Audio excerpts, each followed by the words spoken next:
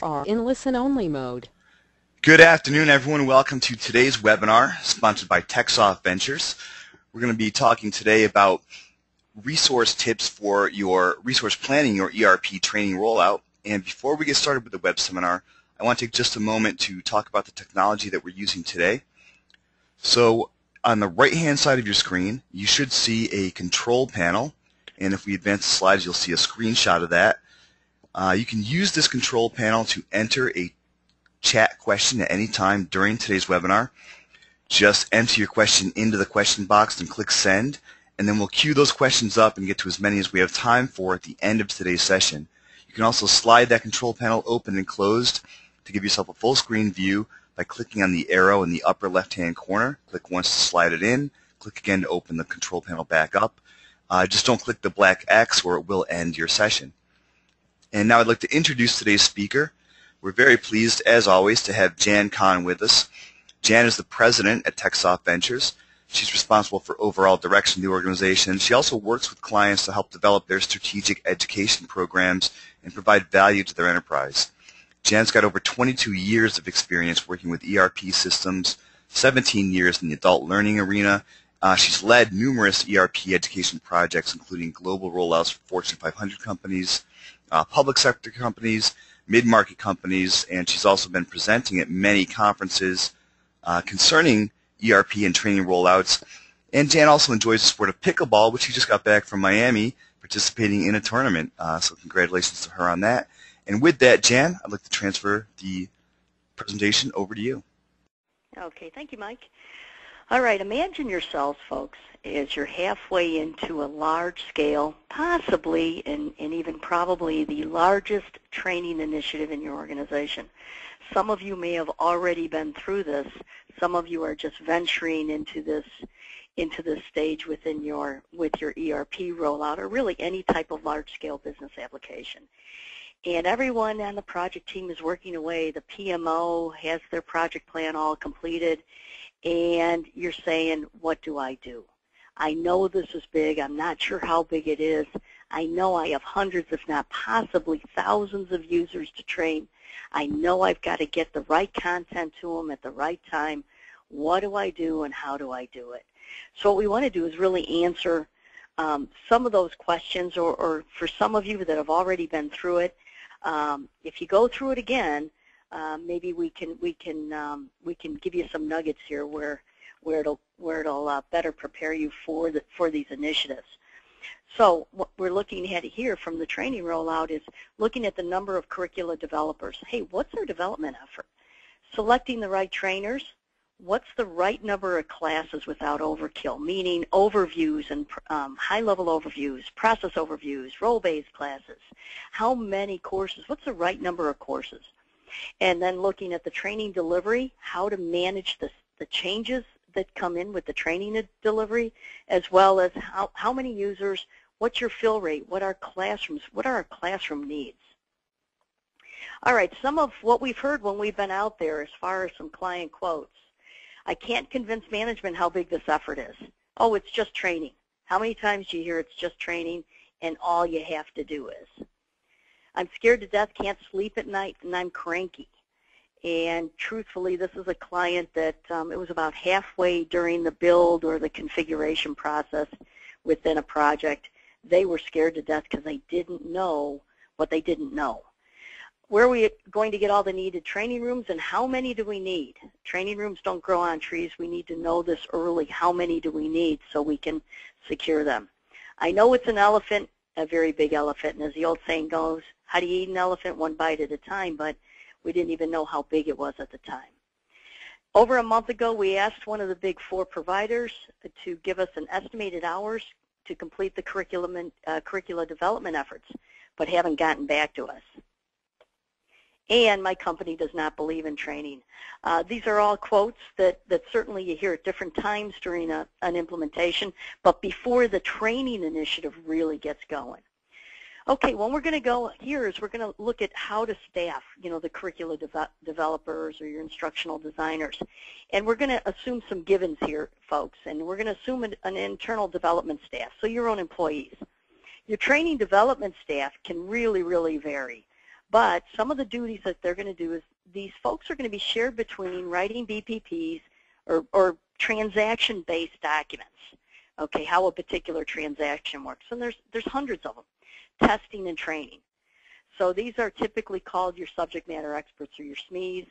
They also are learning the ERP system or the business application system. Maybe they weren't privy to the training that happened prior in the project. They were brought on later in the project, and they always have very technical skills. So there can be instructional designers that know how to put together a class. They've been there and done that, but they don't know the ERP system, or some of the SMEs maybe were already involved in some of the writing of the documentation. We're deploying the ADDIE model, which for training folks, that's your design, your analyze, design, develop, implement, and then evaluate. So just a process-oriented approach to developing curriculum. And the focus here is on instructor-led training. So we're not going to get into all the different tools of the e-learning, and instructor-led, many of these implementations is still anywhere between 70 and 90% of the curriculum that is delivered. It's still delivered in an instructor-led type of delivery method. All right, we always go back to American Society of Training and Development Standards, and there is an article out there that's that the link is right here, that the stand-up classroom training is anywhere here from 43 hours for every hour of curriculum development up to 185. So you say, wow, that's a pretty big spread. Yes, it is, because the folks doing or developing the curriculum are varied in their skill sets. We've seen folks that don't know PowerPoint, don't know Word. They also have to load up all the data to enable all the exercises. They may not have had the training, the ERP training, in order them to enable to do that in an efficient manner. So there's a lot of variables here, and the thing that I always say is that when you build in assumptions and you're trying to sell this program to your management, to your PMO, to the executive steering committee, take the most conservative and just round it. So the number you hear a lot out there is ASTD looks at 40 hours for every hour of computer-based or varied curriculum instructor-led training. We're not talking about soft skills training. We're talking about where you need hands-on exercises with a computer, etc. All right, another organization, and this is more of a consulting organization, pretty much what they do is if you look at the number right here in the middle, the 43.1, they have the same kind of metric, very similar to ASTD. So if you need a little more ammo in your arsenal as it relates to the standards and again, getting some buy-in from your management, this also reinforces ASTD. Now, if you look at the number above, they go as high as 82 for more complex projects and down to 22. So, for example, if you bring in some outside consultants, they might be able to do it in 22 hours per hour. There might be some repurposing of materials, etc., or you can also repurpose materials from your project, from other phases in your project, like process, documentation, and process flows, etc. So you want to leverage as much of that as you can. Now, okay, so you've got management that's saying, I don't know, 40 hours per every hour, they're just not buying into it. This next slide, I think, is really, really important, and it's something that you can use as kind of a roadmap to the separate course components. You know, people are extremely visual, and one of the things that gets asked early and often is, what is a student going to get? What is a user going to get when they enter a classroom? Are we going to print the transaction-based documents? Are we going to have different job aids? Are we going to have additional cue cards, job aids, reference guides? Is there a PowerPoint presentation? So when you look at the 40 hours, what's really, really good is to kind of break it down into separate components. How much, and again, this is a little bit busy slide, but what I would do is just look at this and say, okay, how can I adapt it to what we're doing? How much does it take to analyze? How much does it take to build a course outline and get sign-off? You know, you just don't build a course outline and start building your course. You got to have reviews. There's typically an edit after the first review, and then review again, and there might even be 2 to 3 edits. And every time the document goes back and forth, that obviously takes time. And when I look at PowerPoints and the job aids and the business process procedures or the transaction-based document or work instructions, if you start looking at the folks that aren't buying into the 40 hours per hour, ask them how long it takes. How long do you think it takes? And have a prototype in your hand. This is what a typical class is going to look like. It's going to have 5 simulations in a day. It's going to have 10 work instructions. It's going to have 3 job aids. It's going to have 40 PowerPoint slides and maybe 30 pages of exercises in a Word document.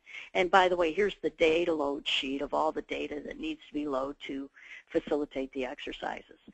So this is really good to start breaking down that 40 hours, because what happens is an epiphany will occur with a lot of these folks that say, yeah, that does take time. And ask them, how long does it take to do an average business process procedure? From the initial recording, if you're using a tool like UPerform or Detango or STT, any one of those type of recording type of documentation tools, how long does it take to initially record? How long does it take to add the front matter? How long does it take for the review? And again, you can really get this broken down. And they'll see where these 40 hours a week really do start to add up. And if you get a time with them or meeting with them where you can ask them the questions and they can start filling in the blanks, that certainly creates a lot more ownership. So people need to see the materials. Have a mock class. Here's what a job aid looks like. Here's what a reporting guide looks like. Here's what the PowerPoint template, etc. And then if you also look at courses on how long it takes to create them, you look at around 10 to 15 transaction codes on the average for a day-long class, not including some reporting transaction codes. So that kind of helps you as well on how long a particular class should be for a warehouse shipper as an example. Is it a 4-hour class? Is it an 8-hour class? Okay, how to obtain buy-in. That is so critical. OCM, organizational change, really is everywhere within the organization. Many of us look at it from outside the project team to the various user constituencies, executives, and stakeholders. However, it's within the project team as well. And you've got to get buy-in from your project team, your PMO, and the sponsors and stakeholders. And quoting the organizations like ASTD, Gardner, really, really helps support your cause, because otherwise you have a tendency, you can be perceived as being self-serving with the training effort. You want to involve the stakeholders to build the resource plan together. And what I mean by that is really involve them in the sense that they do understand it does take this much time. I've never felt that all you have to do is goes in the same sentence with any type of ERP implementation. It's never easy. It's always iterative. It's complex. Involve them and get their buy-in. Communicate early and often. It's kind of like voting in Chicago. You need to let them know this early on and often. Here's the reason. Folks don't like surprises, especially people from the business, because you're taking people from the business onto the project. The sooner you can look at how many resources you're going to need, you can communicate that.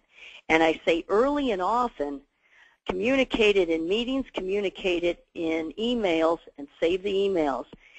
There have been circumstances at clients where if you communicate it in December, people forget things in March, and the reason why they forget them is they're doing a lot of work. They're working 60, 70 hours a week. So you got to really keep focusing on this, because besides you being really the gatekeeper of training, the folks on the training side, no one in the blueprint or the design phase or the build or realization phase early on in that, none of those folks are thinking training, because they've got processes to define. They have other work to do. So I think it's really up to the training organization to make sure this is clearly communicated. Again, we had a client that we communicated in December, January, come the March timeframe. What do you mean you need these folks for this work? So just again, setting expectations and being able to influence the situation. All right, calculation with development. We're going to assume here that we have a go live at December 1st. You want to backward schedule this. The materials have to be ready by September 1st, and the reason for that is for printing and train the trainer. So they have to be ready to teach train the trainer, depending on what your methodology is for train the trainer, by September 1st, and that gives you at least a month for train the trainer, any type of edits, any type of changes in process design, and then another week or two for any edits. So you're going to allow 3 to 4 weeks for train the trainer and edits. We're assuming 2 weeks of ILT, so this is kind of a smaller project. Full-blown ERP is going to have many more hours, double, triple, and even 4 times the amount of the 80 hours. But we're saying there's 2 weeks or 10 days of varied curriculum that needs to be developed, and that's your first calculation. 80 hours of instructor-led times 40 hours per hour. Very clean calculation at 3,200 hours. We're saying that we're assuming the SMEs are part-time, the subject matter expert, and we need 8 of them because we get 160 hours a week. So the math on that is we come up with 8 part-time, 20 hours a week at 3,440. The reason why this calculation went at part-time for the SMEs is because that's typically the way we see it play out on the projects. Ideally, rather than getting 8 SMEs part-time, what you really want is 4 full-time SMEs. Because what happens is the minute testing is delayed, the minute that, be it unit testing, integration testing, user acceptance testing, any processes are lagging as far as process definition, those SMEs are always going to stay on that side. So even though there's been a commitment from the project that training gets them for 20 hours a week, because we're the last area that's deployed, although we're always critical path, we just won't get those folks. So the better off you are, you're better off if you can get 4 full-time people. Plus, it's easier to manage. And if you have 100% accountability for them, and they are reporting 100% to you, then it just is much cleaner, works out better. But again, that's not always easily done within a project. Trainer selection. Okay. If you look at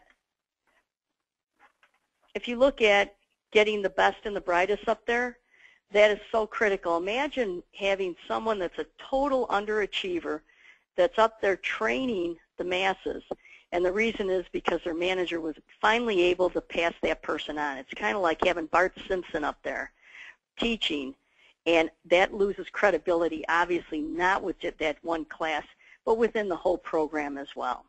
So they've got to be respected.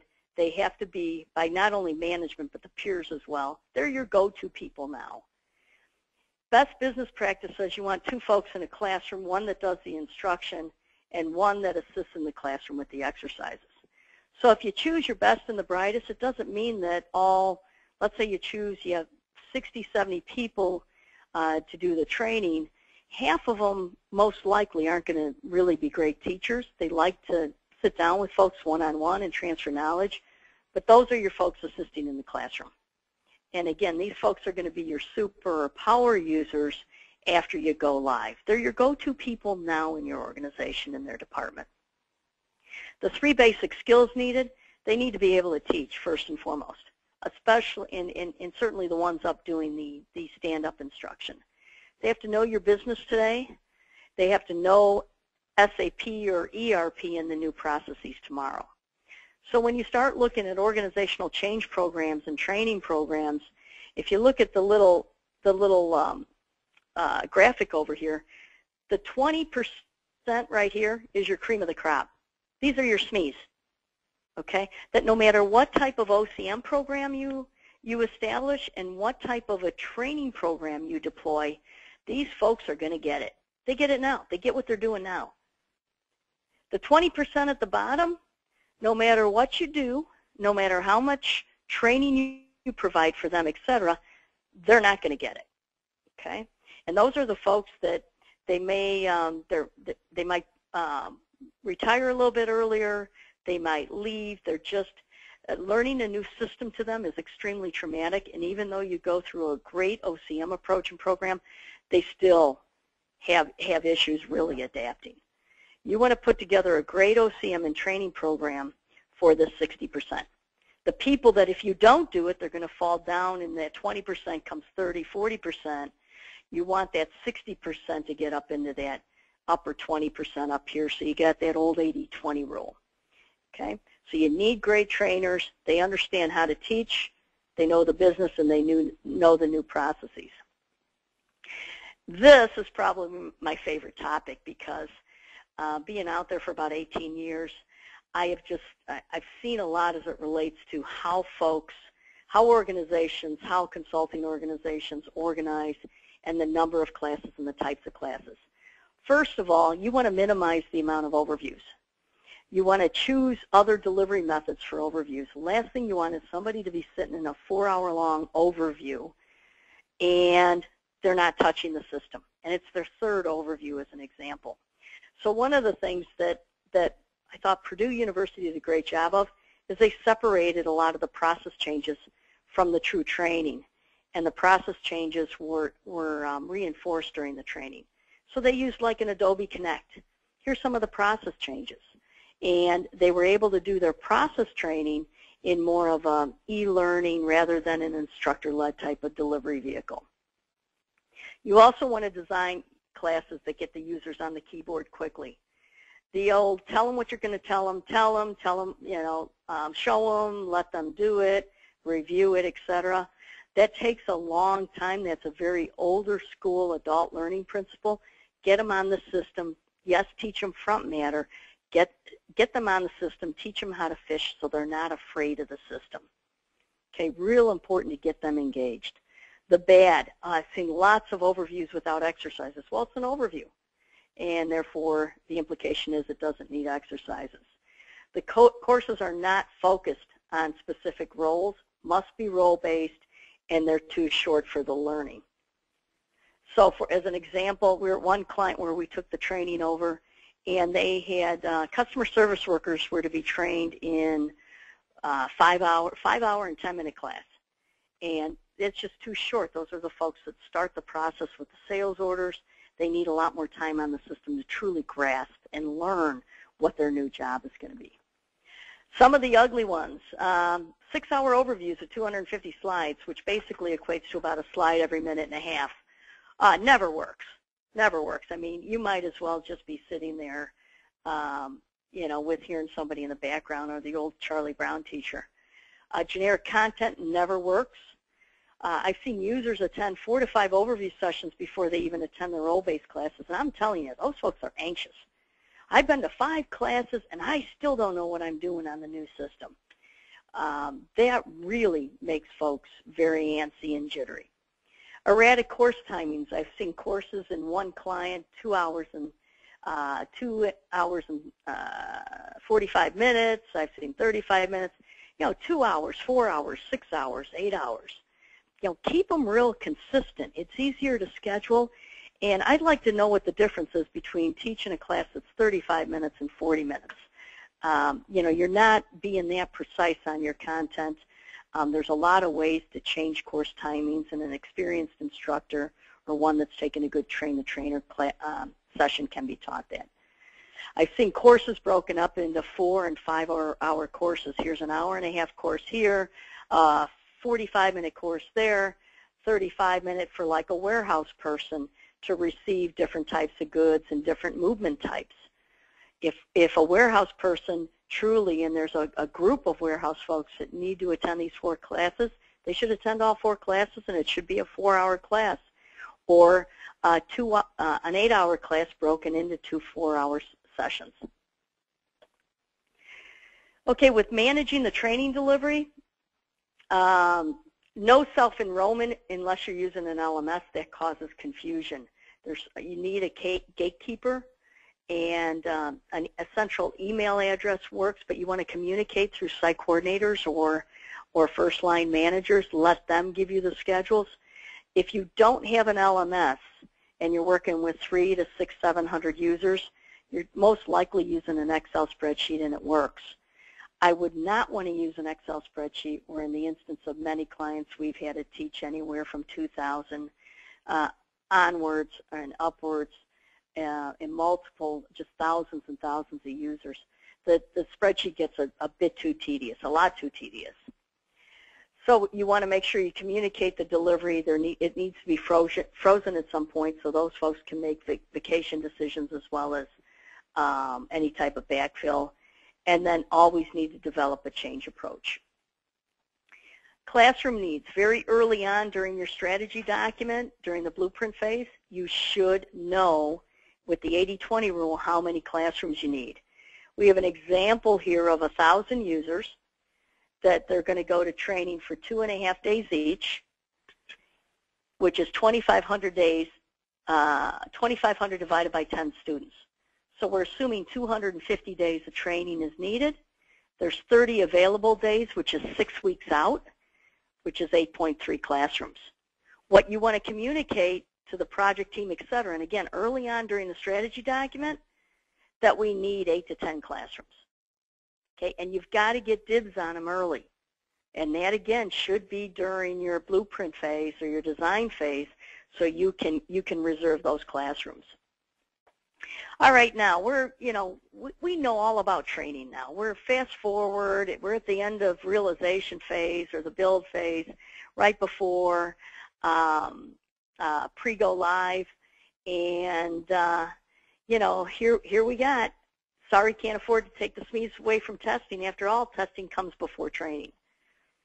Testing has been delayed, therefore we can't let you have the SMEs to do the training development work. This is what happens when you have shared resources and they're not all yours. You can't talk to the SMEs or the project team members because they have more pressing work to do.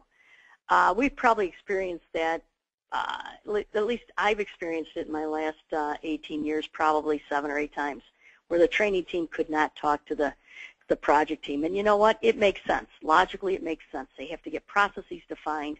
Testing needs to be done before training, but it's kind of the hand we were dealt with. Training comes last. You'll just have to wait for your information.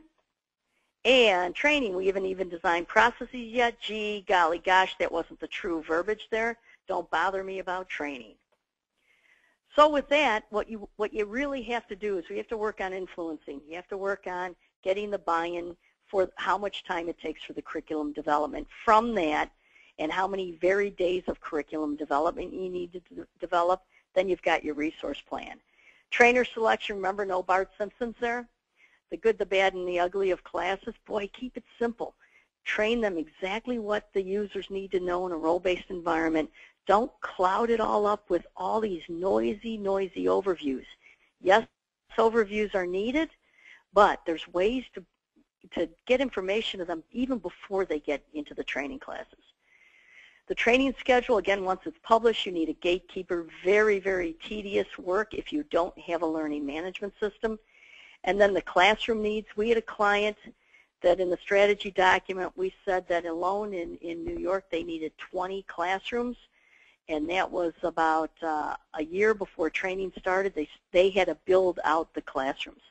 They actually took some empty warehouse space where they built out those 20 rooms so they could accommodate it.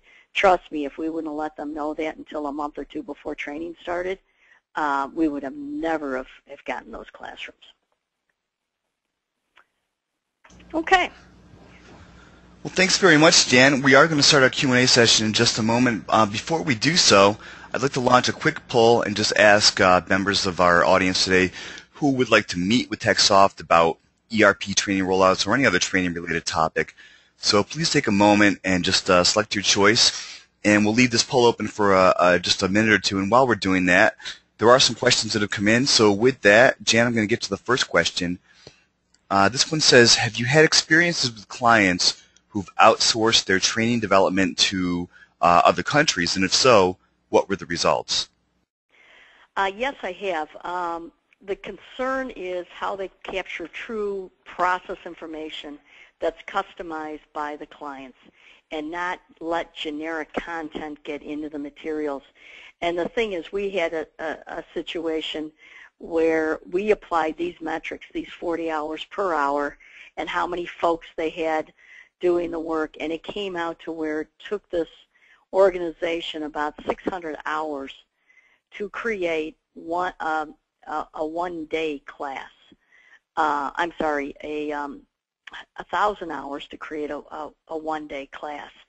So with that said, at that rate, they would have not gotten done with the curriculum development until after go live. So if you just apply the same kind of metrics, you at least then have the facts to back up, and then look at how many people they're deploying, because sometimes when they're half a world away, as an example, it's much harder to kind of get those statistics going. Thank you, Jan. Another question that we have here says, if you don't have an LMS system, what is the best way to track classes? Yeah, I talked about that a bit with an Excel spreadsheet and all the users and what classes they need to attend, from our prerequisites down to any type of role-based classes that they need to attend. If you're dealing with anything over 1,000 users, there's some nice software as a service type of LMS systems out there that won't cost a lot. There's not a lot of cost in setting up. You're not buying the software. It's more of a subscription-based. So if you're anywhere over 1,000 users, and maybe it's even down to 700 or 800 users, I would look at deploying a tool that will help you manage the initial classroom setups and the facilities and the resources from a deployment standpoint. The spreadsheet can get a bit tedious if you're going over 800, maybe 1,000 users. Thank you very much, Jan. We are at the 30-minute mark right now, which is where we want to stop for the day.